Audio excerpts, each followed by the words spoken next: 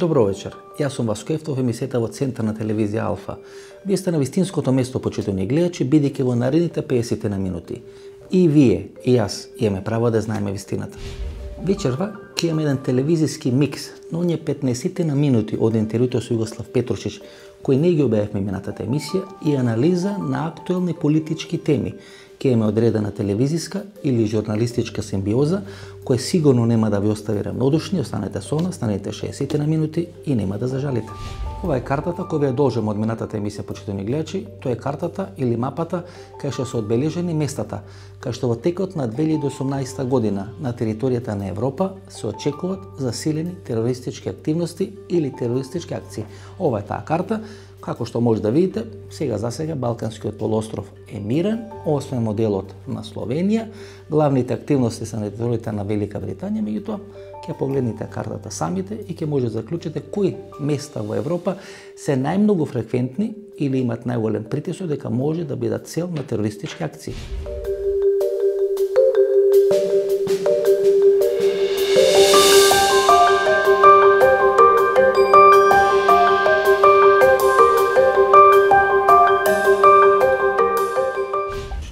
Што ќе биде со Македонија? Македонија е земја која ќе Бог да погледа, овако или онако. Само Бог ни остана, односно Господ. Тако е. Само тако Господ е. ни остана. Али јас сум вам рекол. Како почна да не растурат ко бугарска скупштина или ко бугарско собрање, така ние е еден израз, пежоративен, само Господ ни остана.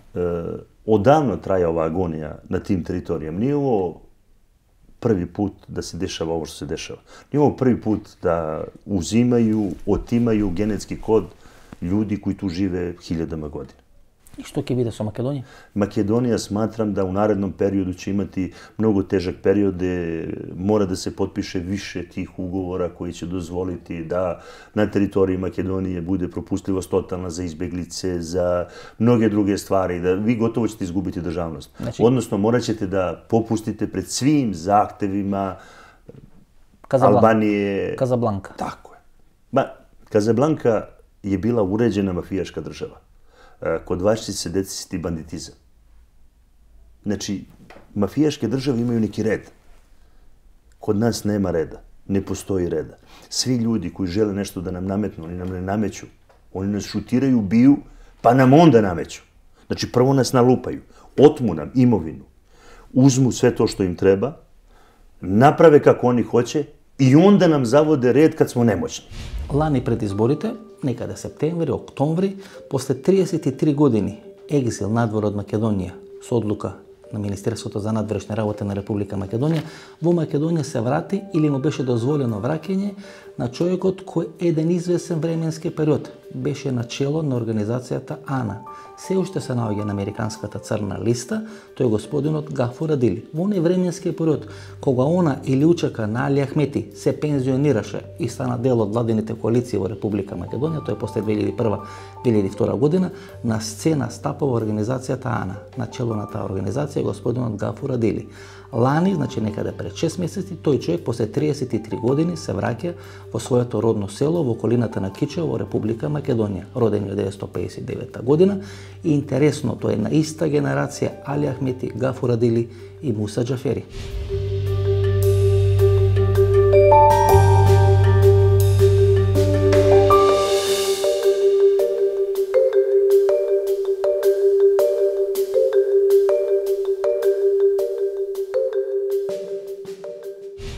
Ова интервју со господинот Гафур Адили го правиме 2008 година, значи пред точно 10 години, некаде 8-9 јаnuари 2008 година, во центарот на Тирана, во хотелот Тирана Интернационал.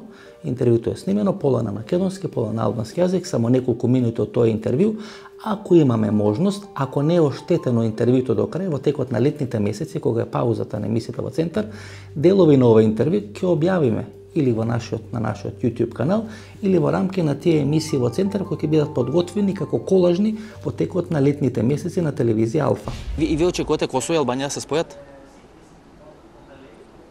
Процеси до филмите дименат. Очекувате дека таков... Еве попол Македон да декларуваат. Дешеронците ми Шипни, а по ме Булгари. А по еве ме Срби. Што проблем? Еве ме Срби, се ја. Значи мислите дека Македонија ќе биде поделена помеѓу Албанија, Бугарија и евентуално Србија? Србија и ова Грчка, како се... И не мислите дека заради некои вакви ваши изјави повторно може на црна листа да заглавите дека Македонија може да распише нека меѓународна потерница, бидејќи со вакви изјави вие го рушите уставниот поредок на Република Македонија. Умпрме сај, веди сој попул Македон, човки поп Македон, Срб, Четор Македонија, Булгар. Веди сој. Сјарој, унифем што до нови, се. Се плашите дека може да завршите во некој од македонските затвори? Ја не знам што е плашање, прво. Дали имате страв дека може да завршите во еден од македонските затвори? Ја ви реков дека во 2003 јас сум барал да ме однесат во Македонија, али Македонија не ме призна. Не ме признал. Дали после некои вакви изјави кои ги давате, кои се многу радикални, околу поделба на граници? Не се радикални. Мислите дека се реални? Грешните, реални се. Да, меѓутоа сепак јас како македонец ги сметам за многу радикални. Вие сметате дека од мојата држава нема да постои. Дали сметате дека после некои одредени вакви изјави е возможно македонското јавно обвинителство да покрине одредена поставка против вас и да бара одредена екстрадиција од страна на Албанија? Што во тој случај би правил Гафур Адили? Би бегал од Тирана или би прифатил да биде префрлен во Скопје и да заврши во некој од македонските затвори? Ја ви реков дека немам страв. Не би бегал од Тирана. Каде се гледате за 5 години? Каде се гледате за 5 години? Како жител на Тирана или како жител на Голема Албанија? Ја ви реков че го земам албански пасош, ќе се дојдам во Скопје да пием кафе со тебе. Добро. Пријател.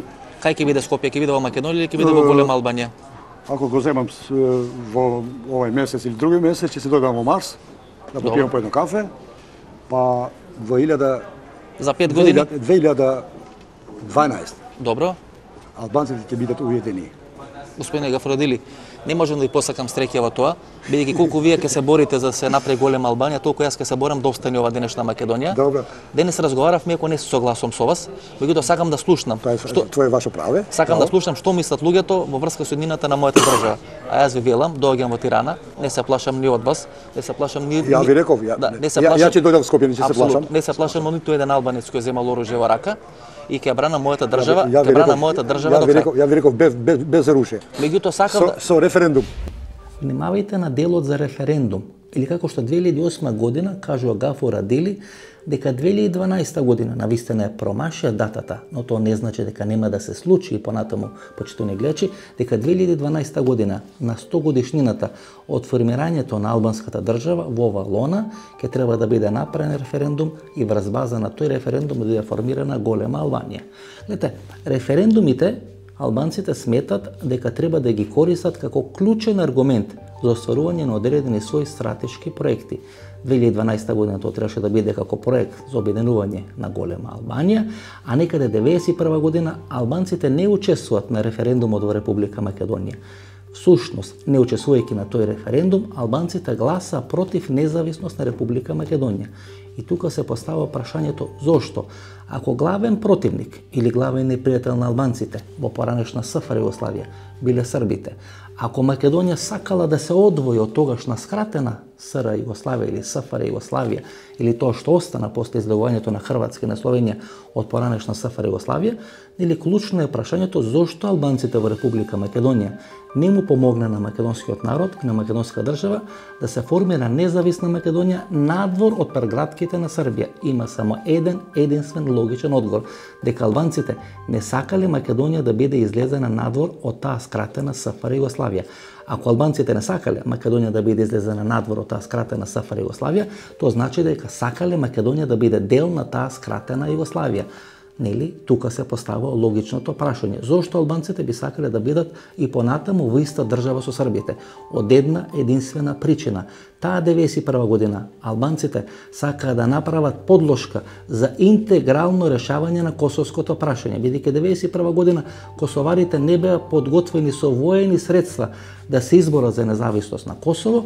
Тогаш албанците во Македонија сакаа Македонија да остане во таа скратена Југославија и кога ќе дојде време интегрално надвор од Република Албанија на простор на поранешна СФР Југославија да биде интегрално решавано албанското прашање. Тоа е една и единствена логична законитост и објаснување зошто албанците 1991 година не гласа на референдумот во Република Македонија. Со кој од албанските партии во Македонија вие сте најблиски? Албански? Од албанските партии во Македонија со кои сте најблиски? Со ДПА на Мендух Тачи? Со Дуи на Али Ахмети или со партијата на Бардул Махмути? Со сите партиите, ја ви реков дека и Со кој сте најголем пријател? Али нека пас шок. Нiste 50, ќе ми ќе старта или визе. Ќе ми јетувар на Звицер. 2 километра ларг, ми ќе актив gjithë politikën për Kosovën, për demonstratat që janë zhvilluar në Zvicër. Со Али Ахмети, да? Po, со Али Ахмети, por gjatë luftës Kosovës. Комуницирате сега со Али Ахмети? Jo, nuk komunikojmë. 1999 година тогашниот министер за правда Владо Камбовски, тогашниот премиер Љупчо Ѓоргиевски го спроведуваат процесот или операцијата Амнестија на поголем број албански криминалци кои беа апсени во македонските затвори. 1999 година поранешниот шеф на македонската државна безбедност господин Слободан Богоевски тоа го означи како почеток на подготовките на тоа што се случи 2001 година, односно дека поголем дел, да не речам најголем дел од тие ослободени лица 1999 година, врз база на тој договор на Доста Димовска и господинот Мендух Тачи, подоцна активно биле вклучени во тие паравојни структури кои отпочнаа операцијата или војната 2001 година. Сега господинот Слободан Богоевски молчи за оваа амнестија на 1700 луѓе кои се ослободени од македонските затвори. Тука се постава прашањето: зошто молчи? Зошто се ослободени тие луѓе? За какви операции се подготвуваат тие луѓе или какви све операции досега имат реализирано тие луѓе? Сетете што се случуваше пред почеток на војниот конфликт 2001 година и како почна војниот конфликт. Зарем група од 12 луѓе во Танушевци може на колена да ја стави една армија или служби или полиција? Може ли да поверувате во таква работа? Капак на сето тоа стави Доста Димовска, нејзиното разорно дејство до крај, до темел е уништено и предавајќи комплетната доверлива документација за посебните мрежи.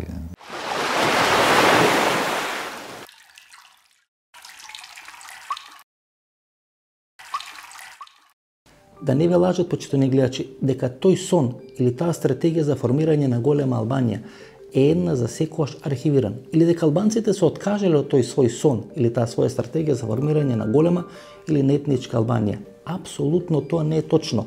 Бидејќи таа идеја за формирање на голема Албанија, албанците никогаш нема да ја закопат длабоко во земјата. Постојано ќе биде тука некаде на површината на земјата и кога ќе дојде време да биде извадена и да биде реализирана. Гледайте го однесувањето на Дуи, почитувани гледачи. Денес Дуи е главен противник на ВМРО ДПМН.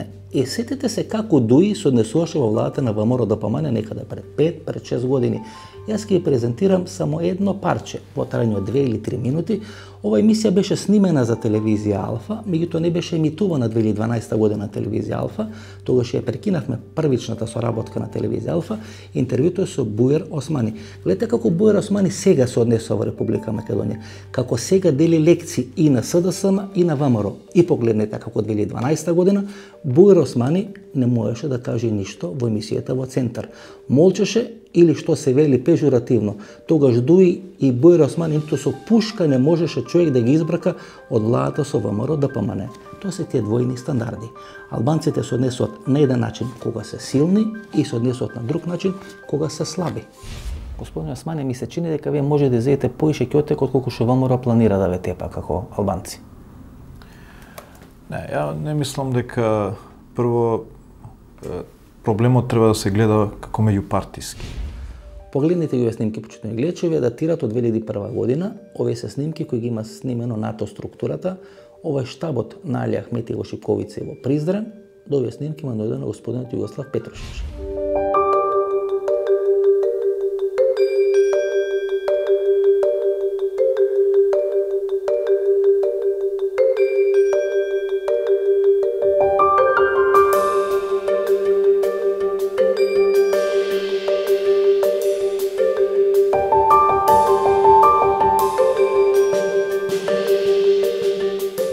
Кој е автор на оној проект или она стратегија или оној концепт за размена на територии? Проблемот за размена на територии прво се појави како проблем на барање на територии од Македонија. Оние првите 5 соопштенија на ОНА, кои ги кажува и границите до каде е албанско во Македонија, ако се сеќавате. Там беше, мислам, и Свети Николе, или Свети Николе минеше границата, или па Свети Николе веќе беше внатре, па меѓу Штипи и Свети Николе. Велес беше таму и така. Па до Чамерија доле. Молам? Па до Чамерија доле. До Грција. Не, долу тоа многу не интересираше нас. Тоа Епир, Јужен и така натаму. Ние тоа не го гледаме овде колку беше. И неколку пати кај Трајковски се разговараше за таа работа, види кои се они решенија ги предвидуват. И тука стана збор, и Трајковски збореше, и Љупчо збореше, и јас, ние мислевме дека мора да излеземе со некој контрапредлог, ако дојде до таму работата. Ако не најдеме ние решение да се зачуваме териториите вакви какви што се. Не знаеме како ќе се одвива војнот на воен план, како ќе одат работи и кој за кого ќе биде. И тогаш стана збор за тоа. Трајковски кажуваше на картата, не станавме јас и Љупчо, кажуваше на картата што ние не му советувал некој, не знам кој, што можеме да побараме од Албанија, да вовлечеме Албанија, а не она и Косово, да се позариме со нив. Имаше нели тамо формулации славо македонците да ги стераме од нашите Да, од нашите албански простори и така натаму. И кажува кои места ќе бидат таму. Значи разговарано е на, ајде да речеме, неформални средби на државниот врв. Неформално така разговараме кај Трајковски, да. А вие не знаете кој на Трајковски тоа му го има сугерирано? Не, он ја кажуваше границата. Значи Борис Трајковски? Да. Како се набавуваат тајни информации од структурата на НАТО дека ќе изврши напад на Југославија? Како еден агент од ваш формат може да ги набави тие информации? Може само ако живи у том систему више од 10 години. Он мора да живи у том систему. Мора да познае луѓе. Ги купувате? Не, ништа се не купува у том систему. На кој начин може да се добие информација? Велма тешко ви од НАТО може да украдете информација. Информација може да узмете онда кад политичари тражите информација. Најслабiji канал, односно најпропустливiji канали војних служби су онда кад они морају те информации да достави да припреме за различите конференције, председнике држава, односно да објасне министрима унутрашних послова, министрима одбране. Те информации кај се припремају за таа цивилна лица, они имају своје координатори. Ти координатори позивају генерале, пуковнике, односно читав еден етаблишмент луѓи кои мора тоа да припреми. И то излази у чему? У приватним свескама кои они носе као подсетнике да би могли да објасне министру одбране да дозволи едну такву акцију, односно да ја објасни председнику државе и на савету министара својих да им објасни зашто треба бомбардовати их земја. И тогаш вие стапувате на сцена? Увек. Не, увек могу да доđem до тих информации, jer познаем пропустливост тог система. У било која земја. Да се вратиме на она тема за референдумот, почитувани гледачи, или он албанско не учество на референдумот 1991 година. Неучеството на албанците на референдумот 1991 година и албанското негласање за уставот кој ноември 1991 година беше усвоен од страна на македонскиот парламент, подоцна беше означено или беше користено како крунски доказ зошто албанците направија војна 2001 година, односно дека тоа го направија бидејќи не гласаа на референдумот 1991 година и дека нивните барања и заложби не биле земени во предвид при изработка на уставот 1991 година. По таа логика, почитувани гледачи, ако ВМРО ДПМН не учествуваше во првата фаза на собраниското гласање на законот за албанскиот јазик да биде службен јазик во Република Македонија, тогаш било кој македонски граѓанин тоа ќе можеше да го користи. Значи по истата аналогија како крунски доказ зошто македонците по 5 или по 10 години ќе барат ревизија на тоа што било направено 2017-2018 година со воведување на албанскиот јазик како службен јазик. Затоа велам, референдумите се многу опасна работа, посебно на Балканскиот полуостров. Ние ко македонци имаме и позитивни и негативни искуства со референдумите. Например, 1991 година Македонија спроведе референдум, иако Љупчо Ѓоргиевски се залагаше независноста да биде прогласена со собраниски акт, како што тоа го имаше направено Република Хрватска во времето на Фрањо Туџман.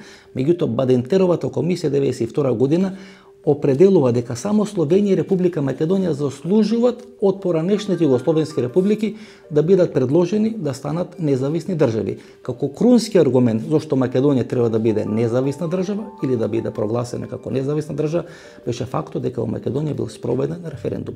И ако сега се определува или се отвара прашањето по пат на референдум македонските граѓани да се произнесат околу можна промена на името на државата, јас велам дека тоа е најголемиот злосторш што може да му се направи на македонскиот народ. Бидејќи знаете, една е тежината ако промена на името се направи со гласање на 61 или 81 пратеник во македонскиот парламент. Знаете, вие многу полесно ќе смените одлука за која кренале рака 61 или 81 пратеник, отколку да промените одлука која поминала на референдум кај македонските граѓани. Затоа, прва работа што треба да се направи, ако сакаме да се спасиме државата или името на државата, е никако да не се влези во процес на референдум.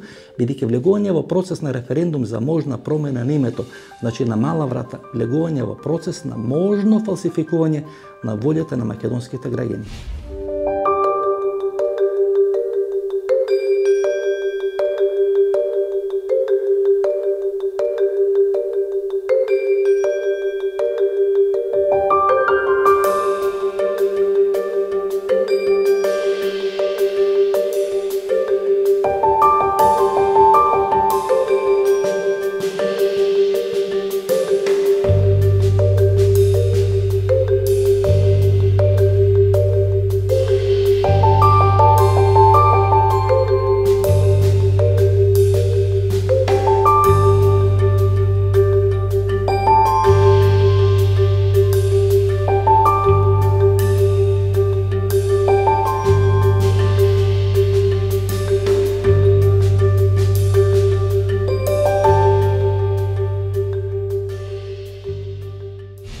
Пред референдумот за независност на Република Македонија 1991 година во Стубички Топлици, тоа е некаде 90 километри северозападно од градот Загреб, на таа граница помеѓу Хрватска и Словенија, се одржува сеалбанско советување на албанските политички лидери на просторот на поранешна или тогашна СФР Југославија. Тогаш е одлучено дека албанците не се подготвени за интегрално решавање на албанското прашање на просторот на поранешна СФР Југославија.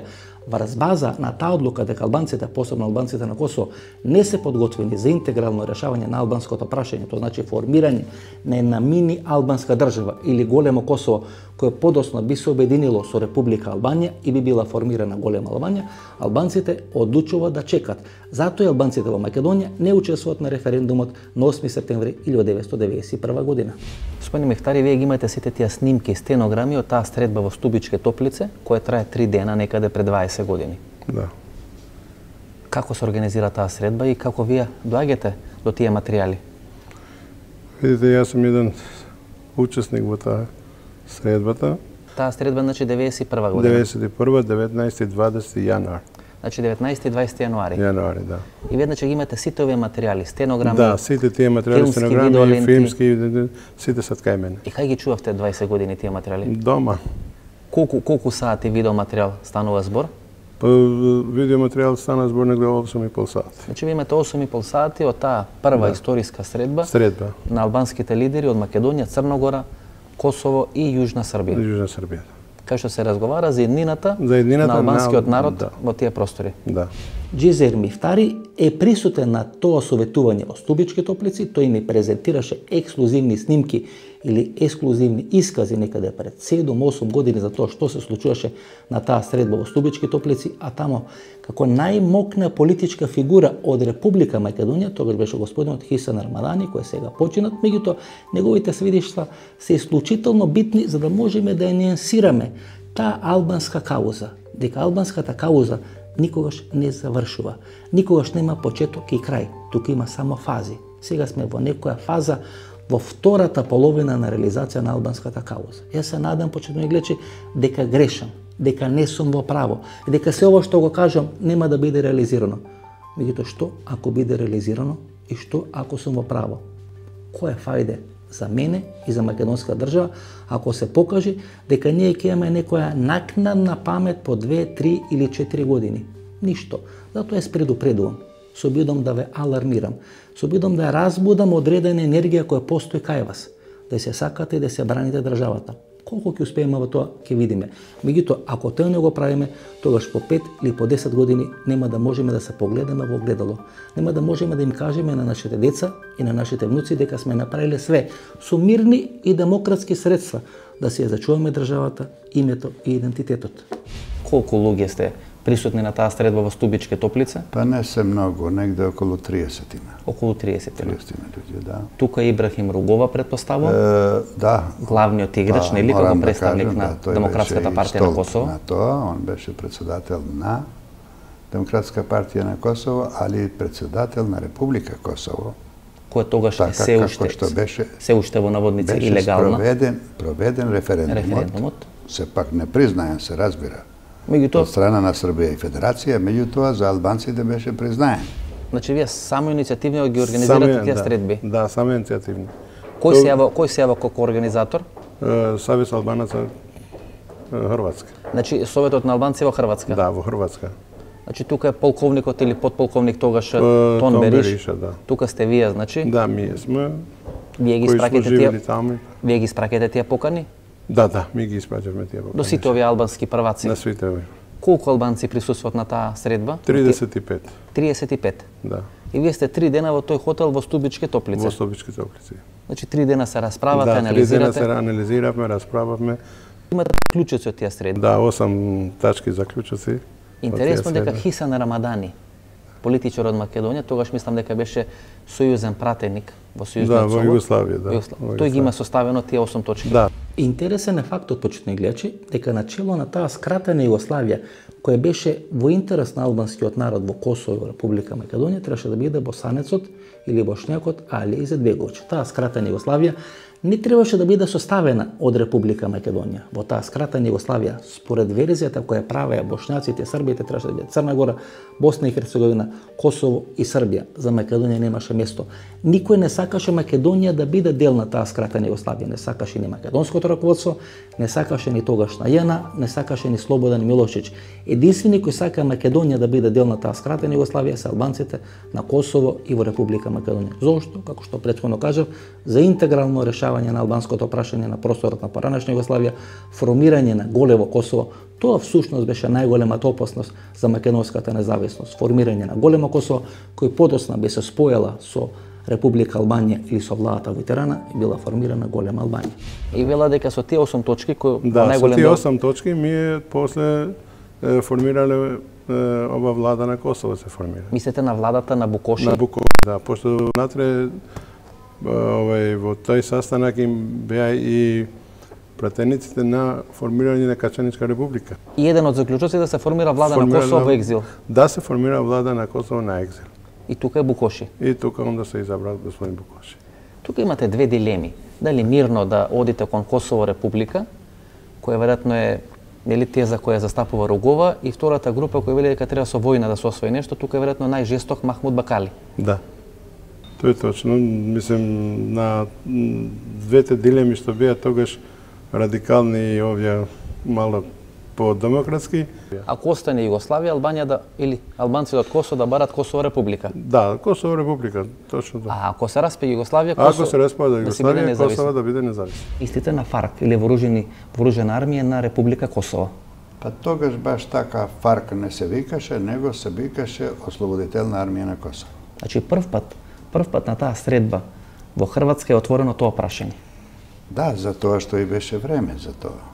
Тоа беше време, не беше тоа само опција која што ги, да кажем така, обземаше само албанците. Тоа беше општа опција на сите народи во Југославија. Може ли, господин Рамадани, да се смета дека прв пат во Хрватска судрени темелите пред 20 години на УЧК? Да, мислам да, може.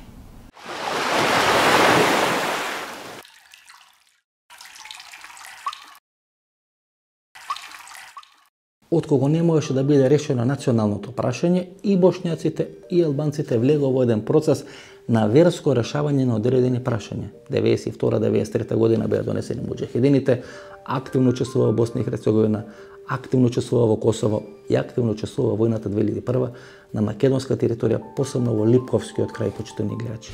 Кој ги носи муџахидините во Босна и Херцеговина? Зошто ги прифаќате? Сувише ме питате. Може ли, пошто е тешка емисијата, да релаксираме малце на крај?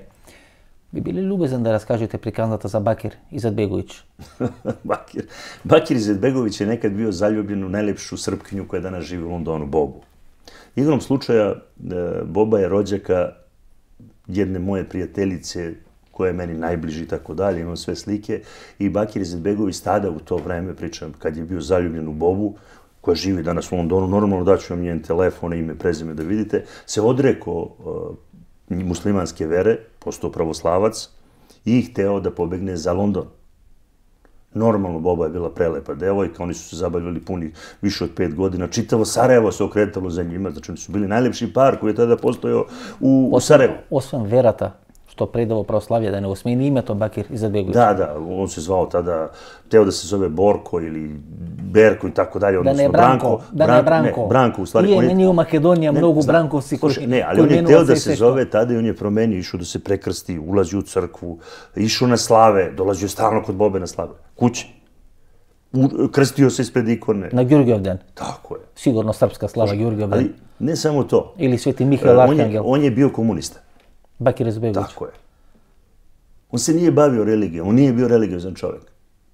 On je religiju uzeo iz potrebe onoga što je njemu potrebno. On ne pripada muslimanskom narodu. Ono što ja pričam.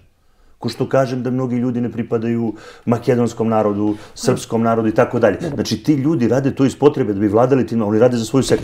Бакир Изетбеговиć, како нашиот Бранко Манойловски. Еве парче во трајање од 1 до 1,5 минута, кој не беше објавено ова парче, кога го презентиравме интервјуто со господинот Бранко Манойловски, или човекот кој на стари години се сети дека албанец и од македонец се албанизира во вистински православен албанец. Меѓутоа, според логиката на господинот Бранко Манойловски, во Македонија барем половина македонци се албанизирани, односно се македонци кои ги заборавиле своите албански корени. Дури видни политичари од Република Македонија, според меѓу редови читајќи ги пораките на Бранко Манойловски, имат свое драматично албанско потекло. Слушнете ги овие минути и пол. Ова се ваше куќи? Да, Ова куќа до вашата. Лазар. Чива куќата? Од Лазара. Од Лазар. А ова од Манојла, од два брата. А, Од тие прадедовците. некоја позната личност потекнува таа куќата до вашата? Па сега не знам, не секам да влагам во тие детали. Дали потекнува тоа не, само имаат врски. Еве, ај подсетете се. Атер за мене, дали од куќата до вашата куќа потекнува денес некоја позната политичарка во Република Македонија? Не се сеќавам. Сигурен се? Сигурен сум. Ајде поразмислете помалку. Нема да ти кажам. Ама знаете. Не знам дали знам. Добре, ве иницијали кажете. А? Иницијали кажете. Не, нема да кажам ништо, зашто... Дали не, госпоѓата тоа- РШ, А? дали госпоѓата РШ потекнува од таа куќа, Не, таа не потекнува од тие. односно баба ѝ, Прабаба. прабаба ѝ. Дали прабаба ѝ на госпоѓата РШ била албанка? Апсолутно, сите се тие албанци од Значи Горна сите се река. албанци. Овој Дилавер Бојко, елиминацијата минатата година, кој го смета за крал на јавните куќи, на проституцијата, на трговијата со бело робје, остана неразјасненото тоа негово убиство. Дел од белградските медии велат дека линијата води на север, нели, прво се лудира дека може да е од Белград. Кои се вашите сознанија?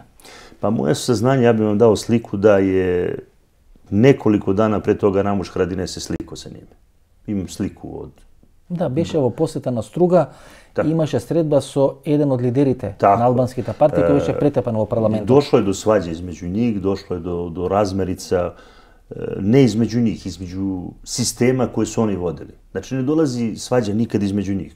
Oni su ljudi profesionalci, oni se bave biznisom. Njihovi sistemi nisu funkcionisali kako treba. Najveći problem je danas Italija, najveći problem je danas recimo Španija, pogotovo Katalonija, gde su oni infiltrirani.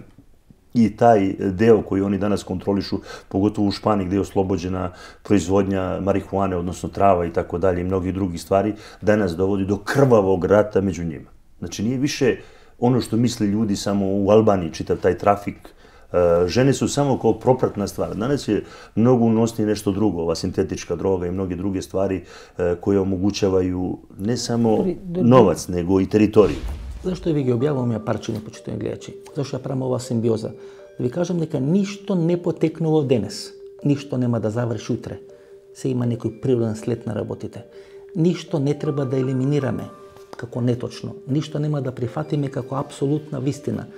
Во светот и во историјата работите циклично се повторуваат. Нема почеток и нема крај. Има само сегашност кој треба да живееме и да знаеме како да ја контролираме. Ако тоа не го правиме, работите ќе не излезат од контрола. Ако работите не излезат од контрола, тогаш никој не може да ги врати назад во кутијата. Тоа е суштината на се ова што сакам да ви окажам. Затоа, отворите очи, гледајќи да работите такви како што се, а не такви како што сака да ви прикажи владата на Република Македонија. Немојте да верувате во розови приказни, бидејќи животот не е никогаш розов. Петруш, ви имавте една изјава што велите дека човекот кој го отвара или го најавува атентатот врз Зоран Џинџич, тој е Љубиша Буха Чуме, е криен на Косово со помош на албанските тајни служби, а подоцна е префрлен во Словачка. Тог човека je upravo čovek ko što je Goran Živaljević dole poslao. Tog čoveka. Ljubiša Buha Čume. Tako je. Upravo odatle su ga poslali za Tursku. Iz Turske su ga vratili u Slovačkoj. U Slovačkoj išao da ga ispituje ko? Američki agenti. Zamislite Ljubišu Buhu Čumeta. Šalju na Kosovo. S Kosova ga šalju u Tursku. Iz Turske ga vraćaju u Slovačku. I niko ne može da ga nađe. Ali šta je tu smešno? Kad prate Zorana Đinđića, sve znaju o Zoranu Đinđiću. Imaju i agente tajne službe, imaju sve. Ali kad jure Ljubišu Buhu Čumeta, ne može da ga nađu. Govorite za Zemunski klana. Ma normalno. Ne, kad prate predsjednika države, Zorana Đinđića. Toga Zemunskog klana je najsilen. Zemunski klan zna i kad se kreće Zoran Đinđić, i gde spava, i šta jede, i ko pije, i s kime se druži, koji je pištolj, koji je broj cipela, košulje, kako mu se zove žena, dete, sve. Pobegne Ljubiša Buha Čume. Klošar. Klošar. I niko ne može da ga nađe. Zemunski klan nemoćan. Ne pomažu mu ni tajne službe, ne pomažu mu ni CIA, ni MIA, ni BIA, ne pomažu mu ni poznavanje Albanaca, ni Makedonaca, ni taj... Niko ne pomaže, znači ne može da nađe Ljubišu Buhu Čume. I Ljubiša Buha Čume toliko pametan i toliko sposoban sada da pobegne svim službama i nađe se gore. I oni ga vrate i Ljubiša Buha Čume dođe i ispriča vam kako ubije Zoran Đinđić. I čitava ta ekipa oko gospodina Gorana Živaljevića, Miše Milićevića, čitava ta jedan konglomerat tih ubica, dođe na kraju i sad vi nešto pričate o ovom ubistvu, oni kažu, a ti braniš Đinđić, on je izdajnik Srbije.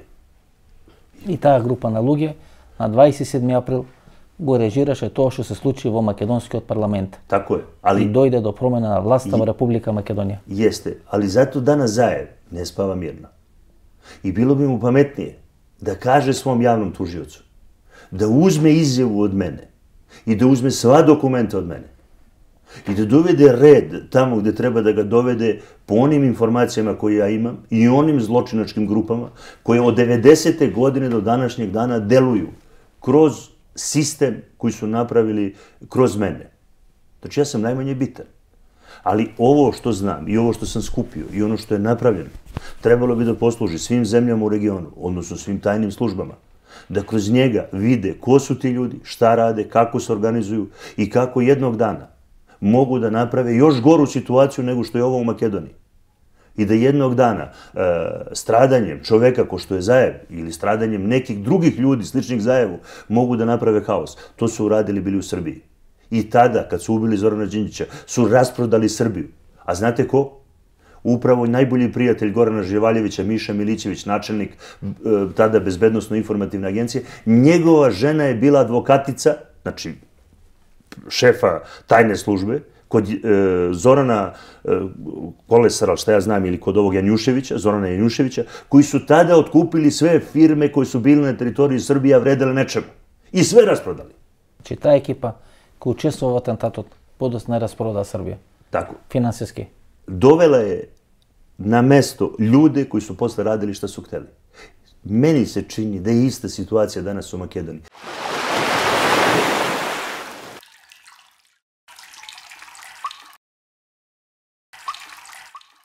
Обично вие почитувани гледачи, интервјуите ги гледате со одредена ефорија. Зборам за интервјуите кои се емитувани во рамки на емисијата во Центар. Гледате како луѓе стануваат од интервјуата, како луѓе се на некој начин газени во интервјуата, како на луѓето им се поставуваат непријатни прашања, тие не знаат да дадат одговор на тие непријатни прашања, меѓутоа одредени битни елементи на тие интервјуи ви поминуваат незабележливо. Например, ова парче од интервјуто со Сашо Тасевски, јас сум сигурен дека не ви има поминато забележливо, односно не сте му обрнале внимание во целиот тој хаос со станувањето на Сашо Тасевски од тој интервју. Тоа е парчето кај што ние говориме за можни варијанти на промена на името на Република Македонија. Слушнете го тоа парче. Може би Груевски нешто ветил, може би нешто сакал па се исплашил. Овој ветил и сака да спроведи. Тоа е разликата. Не само што ветил, туку е храбар и горд што може да го смени името на државата. Како вели, ја и Ципрас сме родени во иста година, делиме исти лидерски потенцијали и вредности. Сега е време ние да го решиме тој спор. Па не се срами. Па не дури горчо ќе осмени името на државата, ќе остане запишан како шмета со златни букви македонската историја. А што мислите, дека вие само заев дека ќе ја смени државата, дека ќе осмени името на државата? Немојте во тоа воопшто да бидете убедени.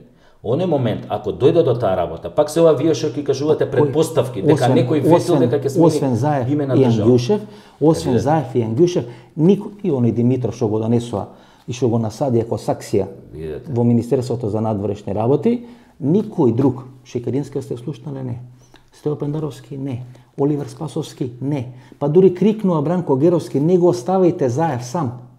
Ако дојде до тој момент на промена на името, ако дојде, што јас искрено се надам, ви реков дека може би некои црвени сијалички светнаа во главите на политичарите кои што во моментот преговараат за тоа. Откако сега се спаси од затвор, без сега разлика. почнува веќе да размисла, па знаеш ли би морал јас да го менјам само името. Немојте да мислите дека ако дојде до таква работа, што искрено ја мислам дека нема да дојде така лесно да се промени името на може државата. Да не дојде само ако грците не сакат. Ако дојде до таа работа, не мислете дека тоа само ќе биде оставено бремето, теретот, баластот, дека ќе остане на владеачката партија на еден-двајца луѓе.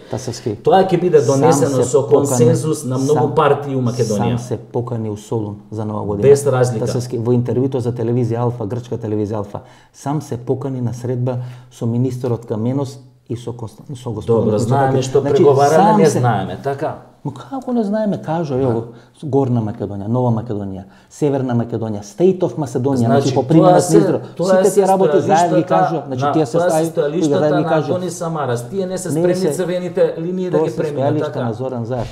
Предлогот на Метју Нимиц, кој беше објавен во Товима, држкиот вестник Товима, кај што всушност се заговара или се најавува можно решение на проблемот со името со 4 или 5 варијанти на географска одредница на името Република Македонија, всушност го земе здраво за готово. Меѓутоа, знаете, постои едно интервју на господинот Коцијас некаде пред 2 недели на грчката национална телевизија Ерата, кој можеби фрла поинаква светлина, де факто можеби ни праќа порака меѓу редови што всушност е суштината на тие преговори.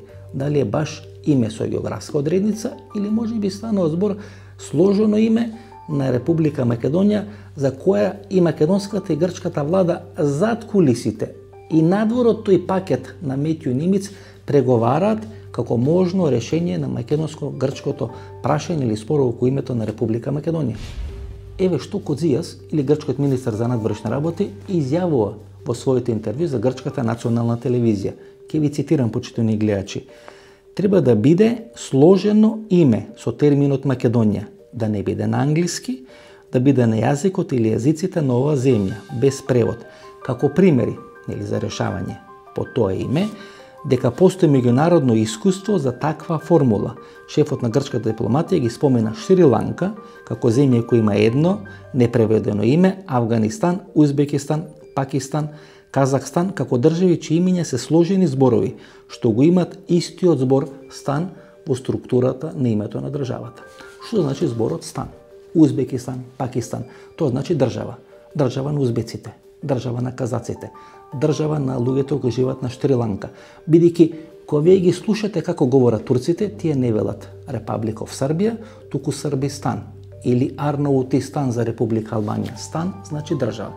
Ако ја прифатиме таа логика на господинот Коцијас, дека треба да биде сложено име и ги дава примерите на Узбекистан, Казахстан, Пакистан и така натаму, тоа значи дека можна е варијанта на името за кое преговарат македонската и грчката влада да биде држава Македонија.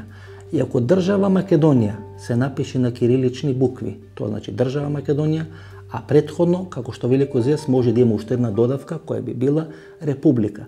Дали името Република држава Македонија или само држава Македонија е можното решение за кое преговарат Македонија и Грција? Кога видите на Википедија, почитувани гледачи, и кога ќе кликнете на Казахстан, ќе видите како се пишува името Казахстан на казахстански. тамо нема Република Казахстан. Тоа не е официјално името на државата. Туку името на државата е Казахстан, напишано на казахстански. Гледате, тоа е израелскиот модел, но израелскиот модел е интернационализиран. Тамо името на државата не е Republic of Israel, туку State of Israel. Тоа значи држава Израел. Зошто? Бидејќи таа е формирана 1947 година. Евреите од цел свет се донесени на територијата која историски се нарекува Палестина.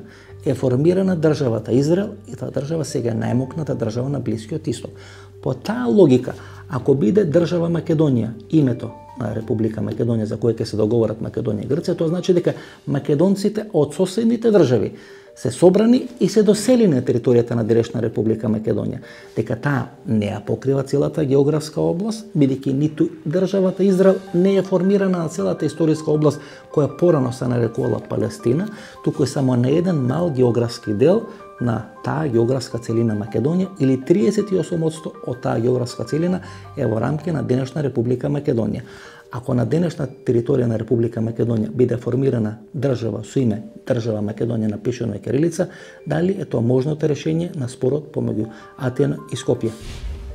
Можува да е точно, може да не е точно, почитани гледачи. Меѓутоа, знаете, јас ја поставам дилемата.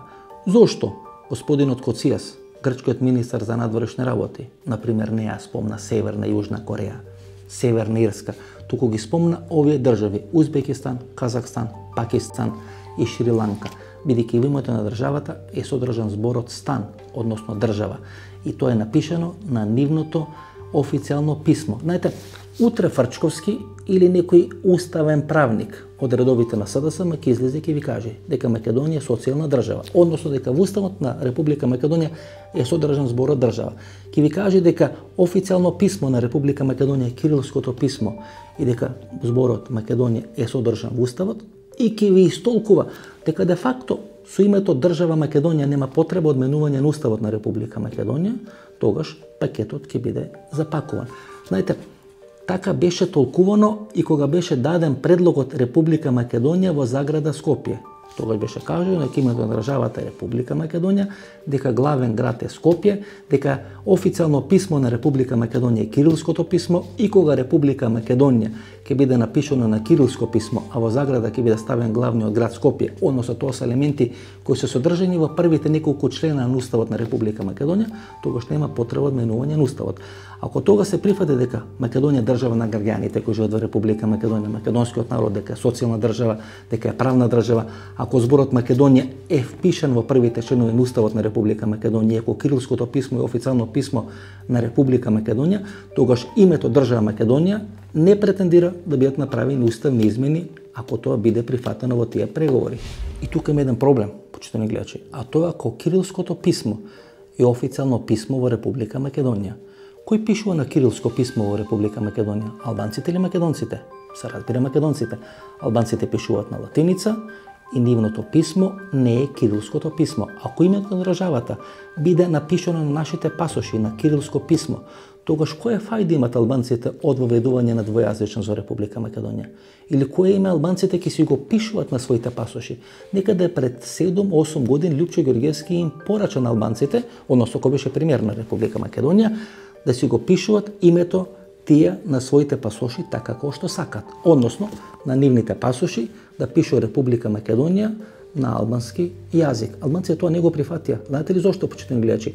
Бидејќи ако албанците си го напишат името Република Македонија на нивните пасоши на албански јазик, тогаш веднаш кога ќе влезат во Хрватска, во Словенија или во било која друга европска држава, ќе бидат ставени на страна, ќе бидат тресени до пантолони или до кондури, бидејќи во тие држави најголем дел од албанците се третират како одредени криминогени структури. Не велам сите, но поголем дел од албанците. Од тие причини албанците и не прифатија или не го прифатија предлогот на Лјупчо Ѓорѓиевски името Република Македонија на пасошите кои ги вадат албанците да биде напишано на албански јазик и прифатија името Република Македонија да биде напишано на нивните пасоши на македонски јазик. Сега дел од албанските партии протестираат зошто ќе се користи кирилското писмо и, например, ако биде Горна Македонија споено или Нова Македонија споено и биде напишано на кирилско писмо или биде држава Македонија, како тоа ќе го прифатат албанците. Дали албанците бадијала се бореа за двојазичност за Република Македонија ако кирилското писмо го прифатат да стои на нивните пасоши.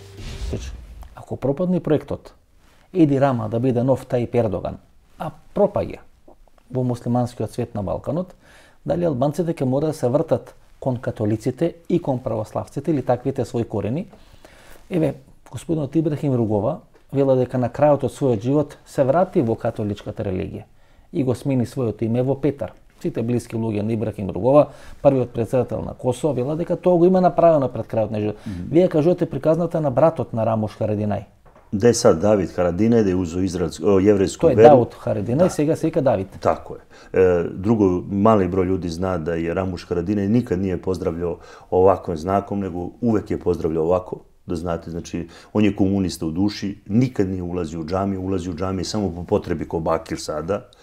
Био е против тога, против свих официра Југословенske народне армije кои су водили шиптар, односно албански народ у борбу, значи то људи знају, и он е узрочник многих крвавих акција кои су довели измеѓу нив и ниховог убиства, затоа што он био у души комуниста и данас е комуниста.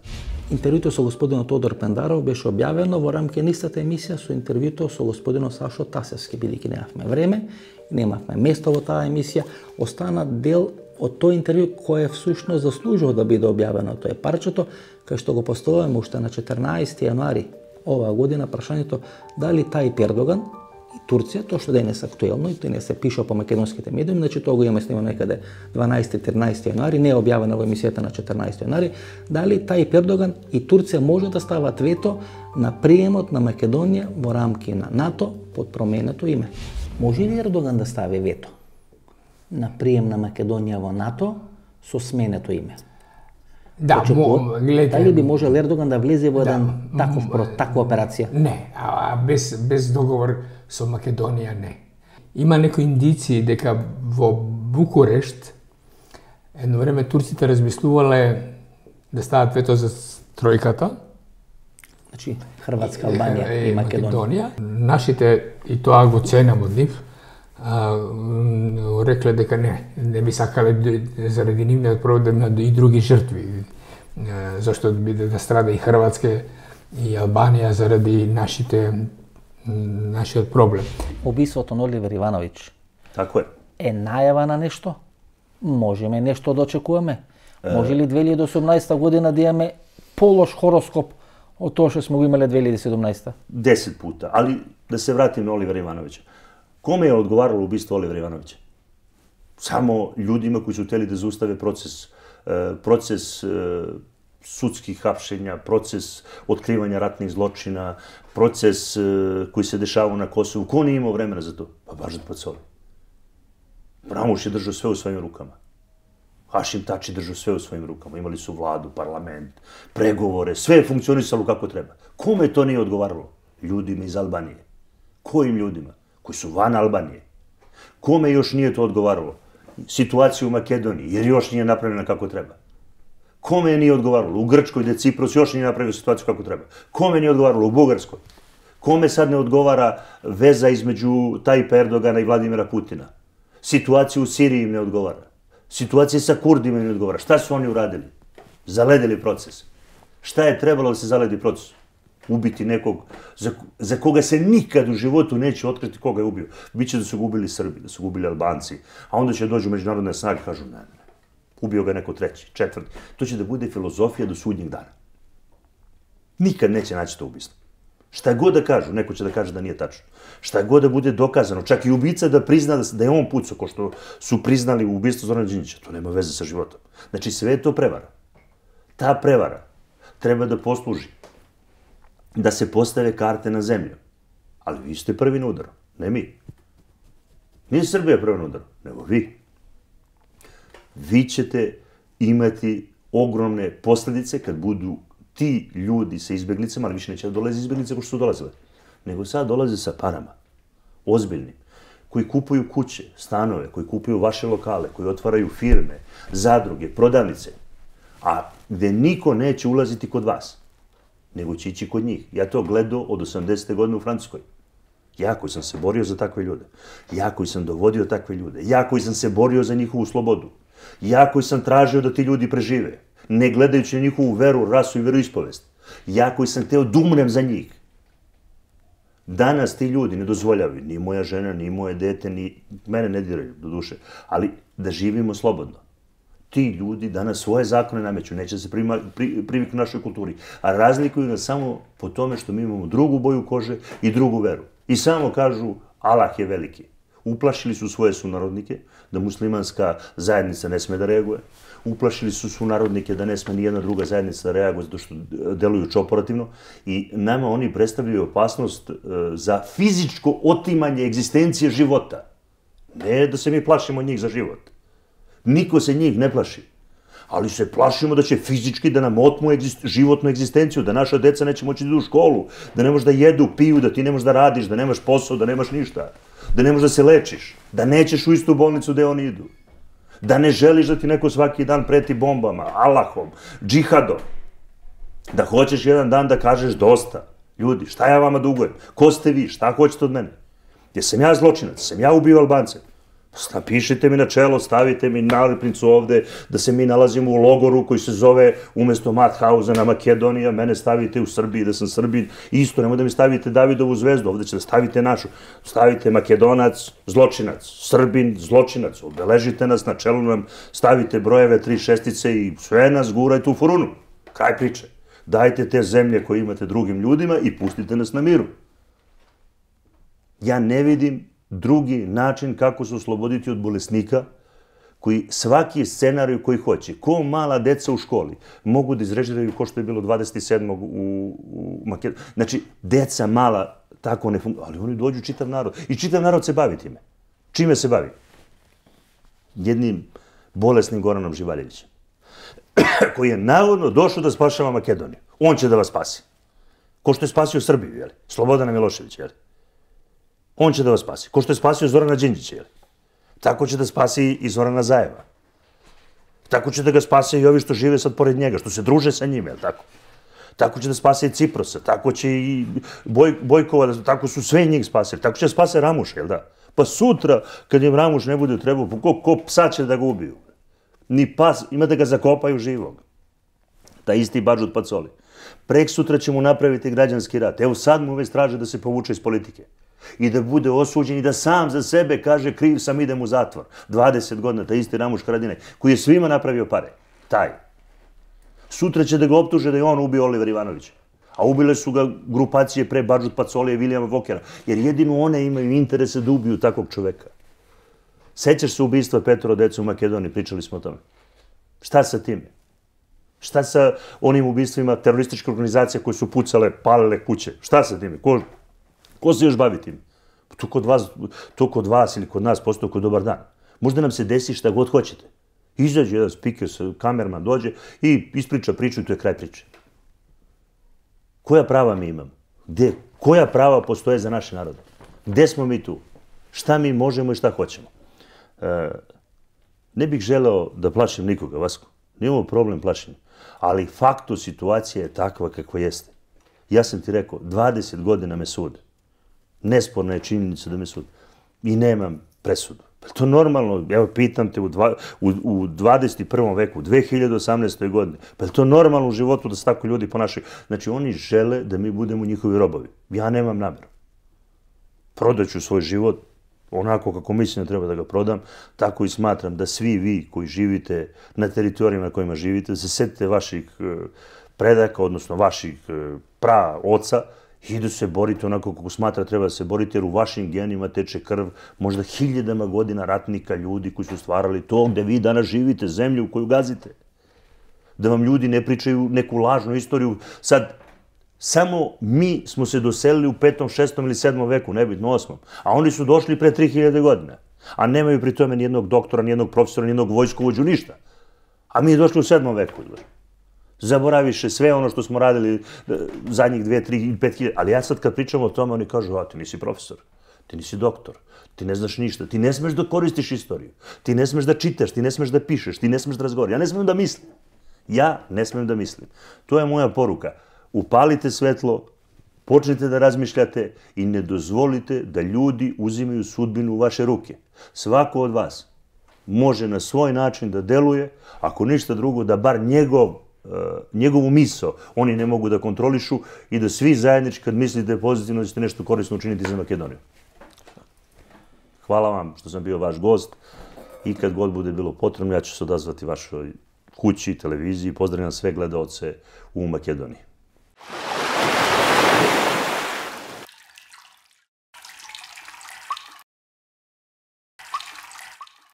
Врвот на светската медицина и во Македонија, патентиран во САД, студиски потврден на Penn State Универзитетот во Харвард, произведен во Германија. ЦХ од Гелита, Германија, за здрави коски, тетиви, лигаменти и менискус. Не секој алфа е и ЦХ. Барајте го оригиналот ЦХ, барајте стриктно од Гелита. Не секој алфа е и ЦХ. Избегнувајте фалсификати, барајте оригиналната ЦХ.